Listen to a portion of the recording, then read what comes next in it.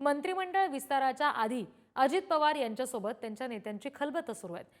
सुनील तटकरे, त्याचबरोबर हसन मुश्रीफ, दिलीप वळसे पाटील अजितदादांच्या भेटीला आले तसं समजतंय।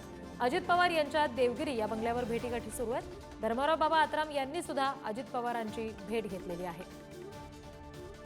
आणखी तपशील घेऊया प्रतिनिधी धनंजय दळवी यांच्याकडून। धनंजय, कोणते नेते सध्या देवगिरीवर उपस्थित आहेत आणि काय नेमकी खलबत आहेत या भेटीत?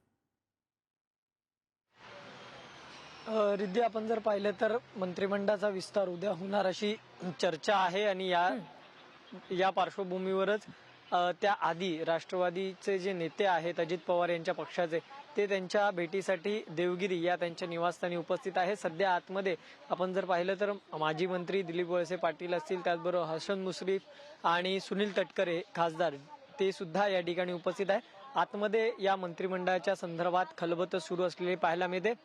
माजी मंत्री धर्मराव बाबा आत्राम यांनी सुद्धा अजित पवार यांची भेट घेतलेली आहे। त्यामुळे माजी मंत्र्यांची कुठेतरी लॉबिंग सध्या मंत्रिपदासाठी सुरू असलेली अजित पवार यांच्या पक्षात आपल्याला पाहायला मिळते। आपलं मंत्रिपदातून नाव वगळू नये यासाठी प्रत्येक जण जो आहे माजी मंत्री आता अजित पवार यांची भेट घेताना या ठिकाणी पाहायला मिळतोय। आणि या उद्या जो होणारा मंत्रिमंडळाचा विस्तार आहे त्यामध्ये आता नेमकी अजित पवार यांच्या राष्ट्रवादीकडून कोणाकोणाची वर्णी लागते, कोणते आमदार हे मंत्रिपदाची शपथ घेणार, आता हे सगळं पाहणं तितकंच महत्त्वाचं असणार आहे। अगदी धनंजय, धन्यवाद दिलेल्या या सगळ्या तपशिलांसाठी।